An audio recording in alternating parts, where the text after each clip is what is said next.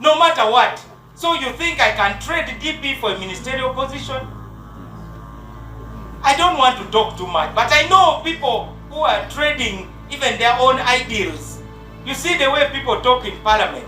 The Democratic Party cannot carry the burden of explanation of what is going on in the government when we cannot engage government.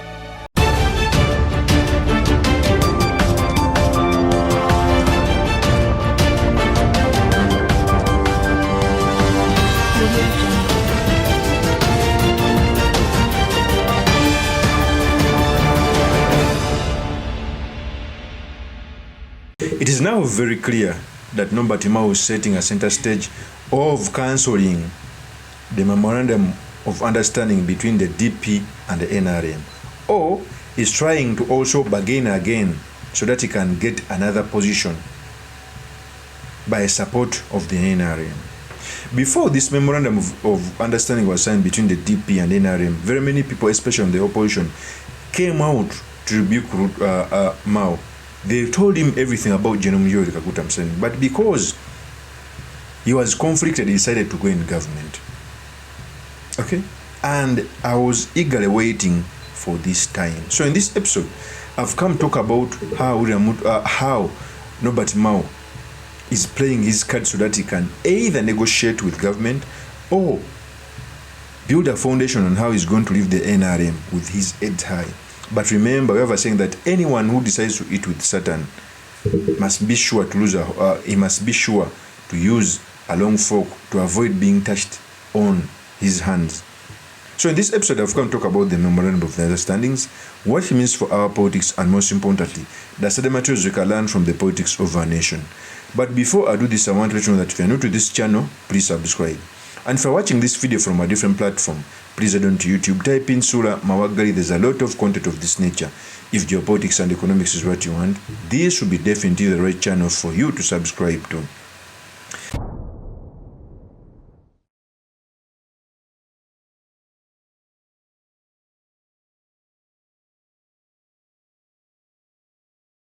First of all, General Kaguta Museveni once came out to say that there will be no opposition party by 2026 or 2030.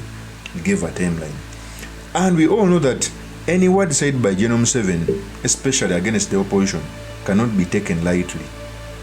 Some were bought off, some he instigated fights within the political parties, some he invited them on the table, not because they have something to offer in as matters of changing the country means, but he conflicted them.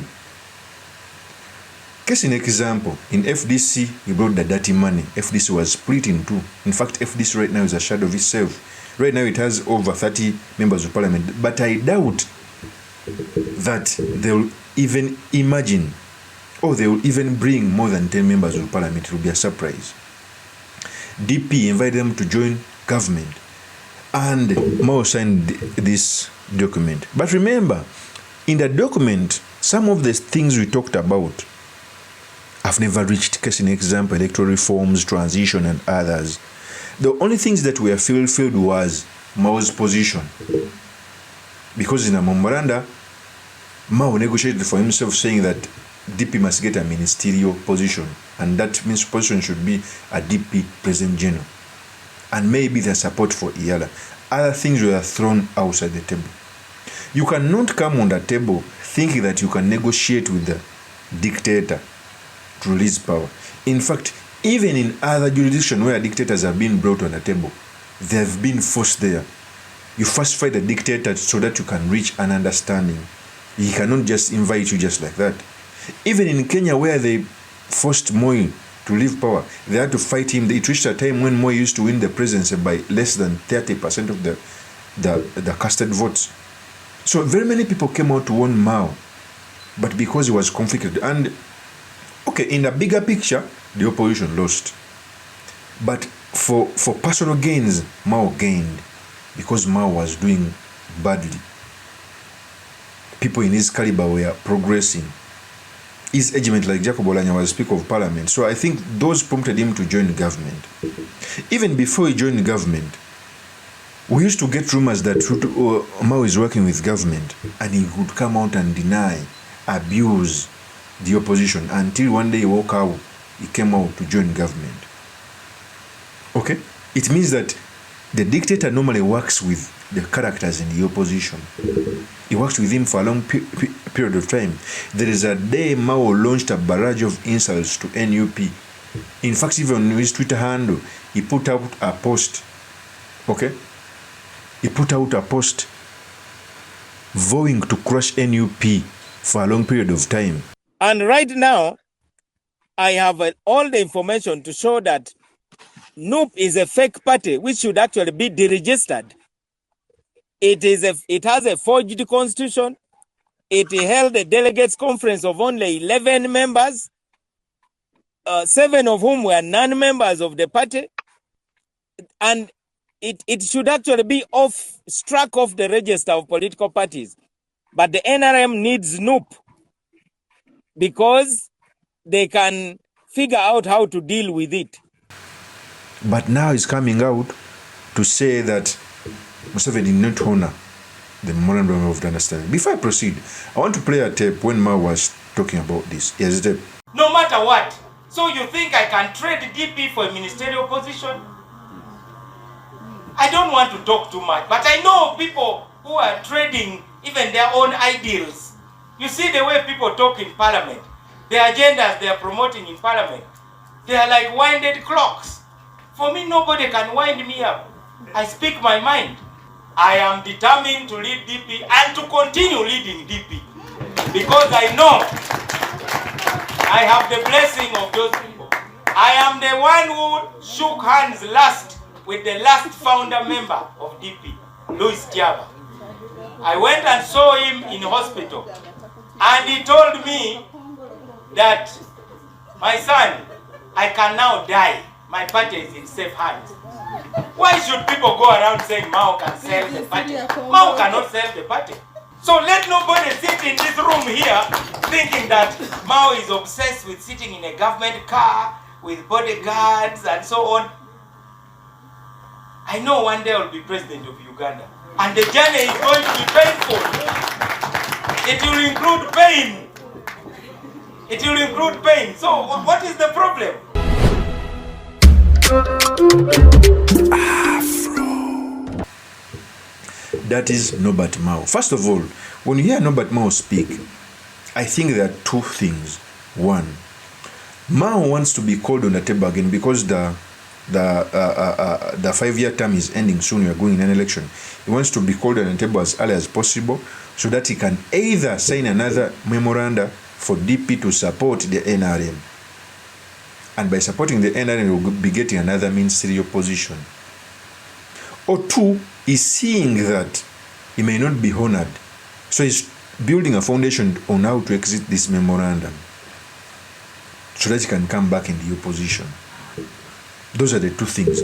But I think in all this, Dictator General Kaguta Museveni is the winner. First of all, even if Mao comes back in the opposition, he will not having the same clout as he used to have.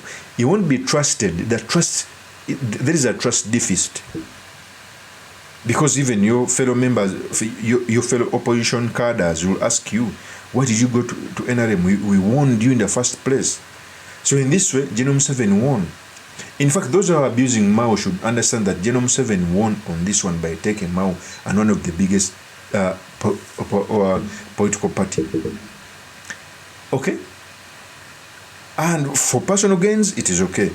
In a bigger picture of transition and everything, Mao failed. Okay? And to show that he failed, people used to come out and warn Mao. Here are the examples. You see, a man and a woman can cohabit for a while, but the time comes and the wedding happens. So that's what happened yesterday for Norbert Mao, you know. He has been operating pretentiously, what I'm calling quote-unquote cohabiting, but eventually it has come to the fore. And for me, I am glad that finally the pretense has stopped. If you engage in cooperation and you find that you are not going to add weight on already a balance of forces that is in balance or in favor of the positive elements within that organization, so that you take the positive direction. The danger is that when you cooperate, you can easily be overwhelmed and you end up going in the wrong direction, like the ruling party itself would be taking. That is the people, those are the people who used to come out and warn MAO. So they are vindicated. So even MAO has no moral authority to first attack the leading opposition party like NUP and others, because those are the same people who used to come out and tell MAO that what you are doing is wrong. You cannot go to negotiate a transition without just first pressing the dictator. Okay, if it was maybe a government of national unity where every opposition member is put on board with clear instructions of first creating a new constitution, because I think after transition we must create a new constitution.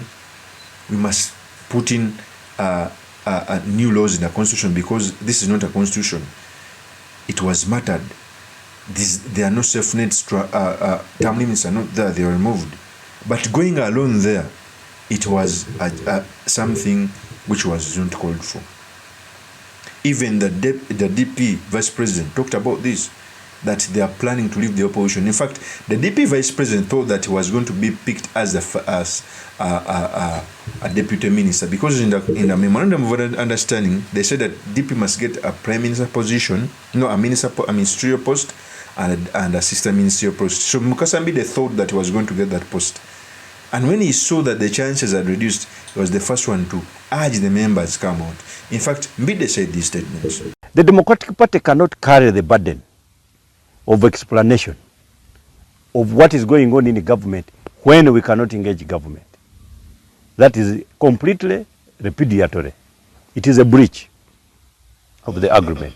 There is no way we can head to an election when the Electoral Commission has been appointed by one of the candidates.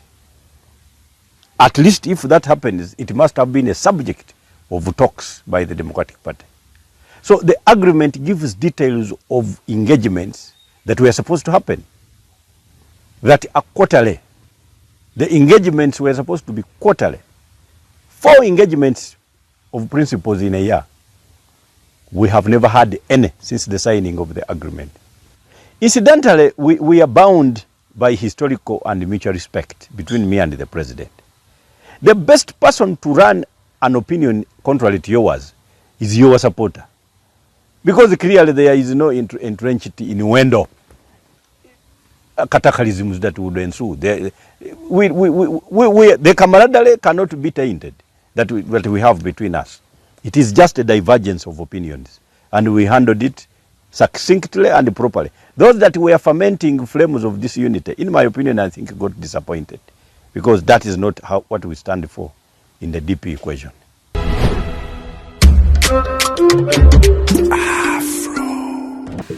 That is Mbide. So you clearly see that the scheme of this memorandum of understanding was aimed at obliterating the opposition. And at a certain extent, MUSEVENI was able to pull out this trick. I cry for my beloved country, because we are nearing transition. So if you see these maneuvers, it only scares me. Of course, that's my opinion. Do make comments by commenting about this. Thank you very much for listening in. If this is the first time on this channel, I implore you to subscribe, like, and comment so that I can be motivated to do more of such videos. I'll see you on another one. Peace.